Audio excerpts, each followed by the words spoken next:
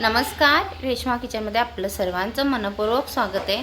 तर आज आपण ना हेल्दी आणि पौष्टिक असा मस्तपैकी ना थंडीच्या दिवसामध्ये गरमागरम असा सूप पाहणार आहोत। तो सूप कशापासून बनवणार तेही पाहणार आहोत। व्हिडिओ आवडला तर लाईक शेअर सबस्क्राईब करायला मात्र विसरू नका। चला तर मैत्रिणींनी आपण सूप कशाचं बनवतोय ते पाहूया। इथे मूग आहेत, ते मी एक दिवस भिजवून एक दिवस मोड काढून घेतले आहेत आणि हे मूग आपण स्वच्छ 2-3 पाण्यातून धुवून घ्यायचे। जेव्हा भिजायला घालतो तेव्हा पण आणि आता पण हे आपल्याला धुवून घ्यायचे आणि मस्त असा आपल्या लहानांपासून मोठ्यांपर्यंत असा हा थंडीच्या दिवसामध्ये खूप पौष्टिक असा जो मुगाचं सूप आहे ना, त्याच्यामध्ये आपण ॲड असं काहीच दुसरं बाहेरचं करणार नाही, फक्त त्याचं सूप बनवणार। तर चला आता सूप बनवूया। इथे मी 2-3 पाण्यातून धुवून घेतले। कुकरचं भांडं घ्यायचं, कुकरचं भांडं घ्यायचं किंवा तुम्ही छोटा कुकरमध्ये एकदाच टाकणार असेल तर कुकरमध्ये टाकायचं। आता 1 वाटी समजा मूग आहे तर त्याला 2 ते 3 वाटी पाणी घालायचं। पाणी कशासाठी तेही सांगते तुम्हाला। त्याच्यामध्ये हळद वापरायची, मीठ घालायचं आणि हळदने थोडासा कलर छान येतो। जेव्हा कुकरमध्ये आपण मूग टाकतो ना, त्या मुगालाही सुंदर कलर येतो आणि आपल्याला तिथे 5 शिट्ट्या काढून घ्यायच्यात। आता पाणी आपण कशासाठी वापरलं तर पाण्याला सूप छान तयार होणार आहे, कारण मूग जेव्हा आपण 5 शिट्ट्या काढतो ना तेव्हा ते मूग छान शिजल्या जातात। शिजल्यानंतर त्याचं जे पाणी आहे ना ते सूपामध्ये उतरतं। तर त्याच्यासाठी आपल्याला 3 वाटी इतकं पाणी वापरायचं आहे।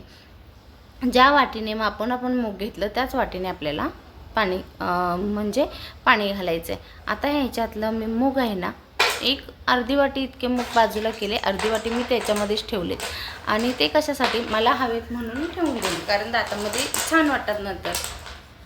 तुम्हाला जर सगळे मूग एकदाच वाटून घ्यायचे आहेत ना, तुम्हाला मूग नको आहेत अख्ख्या आतमध्ये, तर तुम्ही तसंही करू शकता। आणि हा सूप जर तुम्ही एकदम लहान मुलं असतील ना वर्षाच्या वरील, तर त्यांना ना एकदम मिक्सरमध्ये पूर्ण बारीक वाटून तो गाळून मग ते मुलांना पाजा, असंच पाजू नका। जसं हे मोठ्यांसाठी आपण बनवतोय तर या पद्धतीने बनवायचं। आता याच्यामध्ये 1 चमचा इतका आपण तूप घेतलेलं आहे। तुम्हाला तुपाऐवजी बटर वापरायचं असेल तुम्ही ते वापरू शकता। आता याच्यामध्ये आहेत ना लसूण आहे ना, असे मी पहिले फोडून घेतले, मग त्याचे ना असे छोटे छोटे तुकडे केले हाताने आणि मग ते आपण तुकडे वापरायचे आहेत।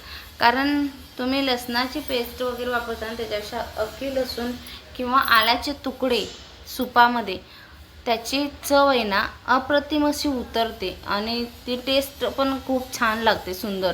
आल्याचे हे मी तुकडे आहेत ना चिरून बारीक बारीक करून घेतलेले आहेत तिथे।